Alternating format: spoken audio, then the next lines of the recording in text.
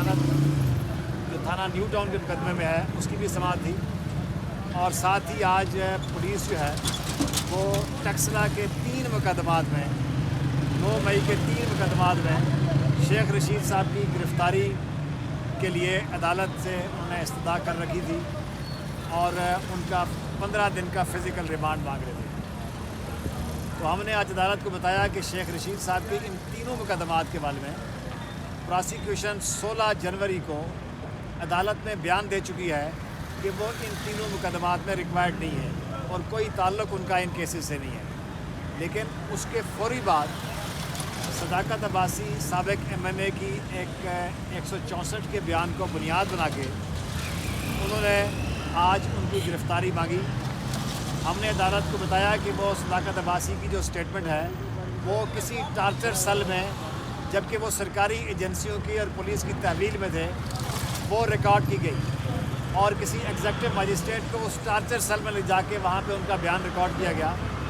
और उसके बाद उस बयान की रोशनी में जो बयान 30 सितंबर 2023 आज IO के उस बयान के बाद उस बयान की बुनियाद के ऊपर, इकबाली बयान की बुनियाद के ऊपर शेख रशीद साहब को गिरफ़्तार नहीं किया जा सकता। और एक केस में किसी का बयान रिकॉर्ड हुआ हो तो उसको किसी दूसरे मुकदमे में यूज़ नहीं किया जा सकता।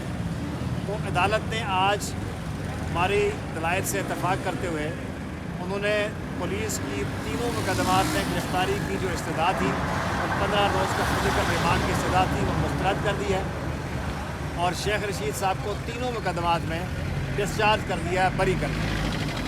अब उनके ख़िलाफ़ सिर्फ एक मुकदमा जो है थाना न्यू टाउन में, जिसमें आज 5वीं तारीख की ज़मानत की हमारी बहस मुकम्मल हो चुकी है, लेकिन पुलिस और इस्तिगासा आज फिर तारीख मांग रहे थे कि जी वो उनके प्रोसिक्यूटर, स्पेशल प्रोसिक्यूटर मौजूद नहीं। हमने अदालत को बताया कि ये सिर्फ और सिर्फ डिलेइंग टैक्टिक्स हैं। शेख रशीद साहब को 8 फरवरी के इलेक्शन में उन्हें जेल में बंद रखना है ताकि वो अवाम के पास ना जा सकें, इंतखाबी मुहिम ना चला सकें और लोगों से वोट ना मांग सकें।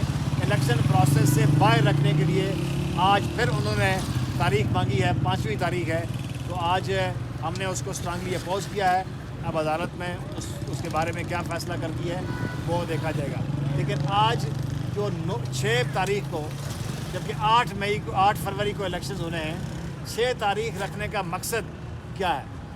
क्या वो तमाम लोग जो मेजॉरिटी इसमें इलेक्शन लड़ रहे हैं उन सब को इलेक्शन प्रोसेस से उनका वक्त ज़ाय करना, उनको ख़राब करना और यहाँ पूरा उनका वक्त ज़ाय करने का मकसद था?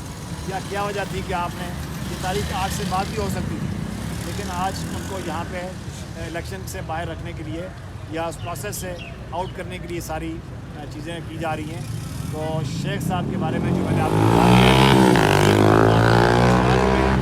एक मुकदमे में उनकी ज़मानत जो है उसकी उन्होंने बहस कर रखी है, वो फैसला महफूज है।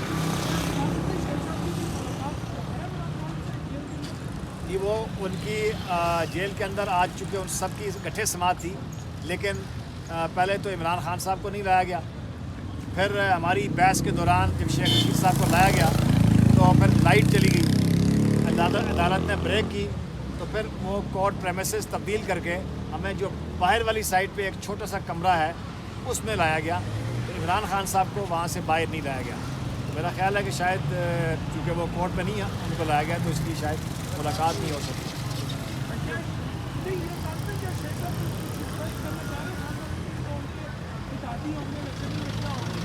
ये तो शेख साहब खुद ही बता सकते हैं, लेकिन शेख साहब ने इमरान खान की खातर जो है वो चिल्ला भी काटा 40 दिन का, आज जेल भी भुगत रहे हैं सिर्फ इमरान खान का जो साथ देने की सज़ा उनको है। वरना तो शायद उन्हें कहा जा रहा था कि आप एक ट्वीट कर दें और घर चले जाएँ। तो शेख साहब ने ये बात नहीं मानी और कुछ लोगों ने मिसअंडरस्टैंडिंग पैदा की, जिसकी वजह से शेख साहब के मुकाबले में कुछ लोगों को एक टिकट होल्डर सामने आया है। लेकिन शेख साहब और इमरान साहब के मेरा ख्याल है रास्ते एक ही हैं और एक ही सिलसिला है।